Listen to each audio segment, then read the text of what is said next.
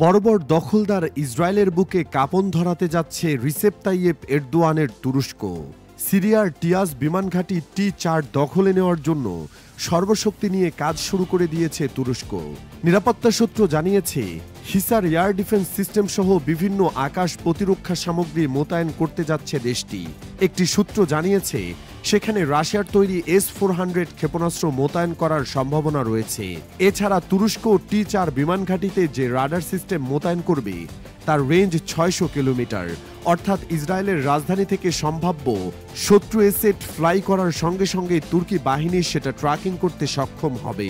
এর ফলে সমগ্র ইসরায়েলের আকাশসীমা তুরস্কের নজরদারিতে থাকবে, আর এতেই ইসরায়েলের কাঁপন শুরু হয়ে গেছে। এক মিডিয়া প্রতিবেদনে বলা হয়েছে, তুরস্ক সিরিয়ার হোমস প্রদেশে অবস্থিত টিয়াজ বিমানঘাঁটি T4 পালমিরা সামরিক বিমানবন্দরে সেনা মোতায়েনের পরিকল্পনা করছে। সম্প্রতি এই স্থাপনাগুলোতে একাধিকবার বিমান হামলা চালিয়েছে ইসরায়েল। একাধিক সূত্র জানিয়েছে, তুরস্ক ওই এলাকার হিসার ও Hisar U air defence system স্থাপন করতে চায়। সম্ভব হলে দীর্ঘ পাল্লার SIPER সিস্টেমও মোতায়েন করবে দেশটি। এছাড়া মস্কোর অনুমতি সাপেক্ষে রাশিয়ান তৈরি S-400 সিস্টেমও মোতায়েনের কথাও বিবেচনা করছে তুর্কি সরকার। এত সব পদক্ষেপের উদ্দেশ্য হল ইসরায়েলি বিমান হামলা প্রতিরোধ ও ইসলামিক স্টেটের তৎপরতা দমন। এছাড়া সিরিয়ায় ইরান ও রাশিয়ার ক্রমহ্রাসমান উপস্থিতির মাঝে তুর্কি প্রভাব প্রতিষ্ঠা।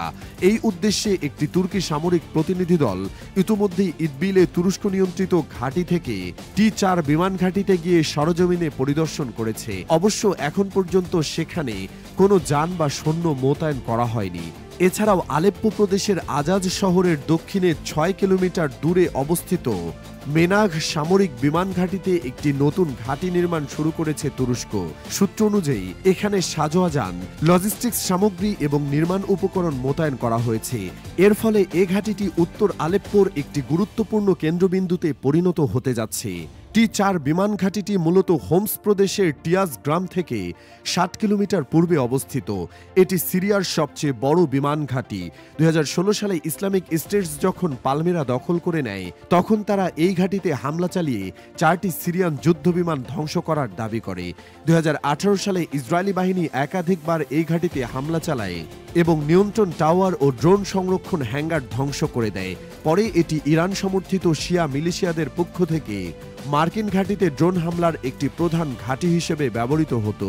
2021 সালের 8 অক্টোবর আবারও ইসরায়েলি বাহিনী এখানে বিমান হামলা চালায়। এতে 6 জন সিরিয়ান সৈন্য আহত হয়। 2024 সালের ডিসেম্বরে মার্কিন সমর্থিত সিরিয়ান ফ্রি আর্মি ঘাঁটিটি দখল করে। ইসরায়েলের আশঙ্কা, সিরিয়ার সরকার যদি তুরস্ককে তাদের ভূখণ্ডে ঘাঁটি স্থাপনের অনুমতি দেয়, তাহলে ইসরায়েলের অপারেশনাল ফ্রিডম বা আক্রমণ চালানোর স্বাধীনতাকে ব্যাহত করবে। নেতানিয়াহু সরকারের এই উদ্বেগ সিরিয়ার প্রেসিডেন্ট আহমাদ আল শারা ও তুরস্কের প্রেসিডেন্ট এরদোয়ানের মধ্যে ক্রমবর্ধমান সহযোগিতার প্রেক্ষাপটেই তৈরি হয়েছে।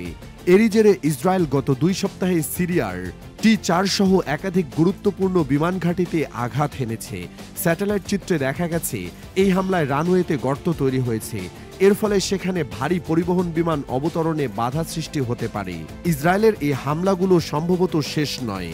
ইসরায়েল 2023 সালের 7 অক্টোবর হামাসের হামলার পর থেকে তার নিরাপত্তা কৌশল আরও রক্ষণাত্মক ও আগ্রাসী করে তুলেছে। তবে T4 বিমান ঘাঁটিতে উন্নত আকাশ প্রতিরক্ষা ব্যবস্থা স্থাপন করা হলে তা ইসরায়েলি নিরাপত্তার জন্য গুরুতর চ্যালেঞ্জ হতে পারে।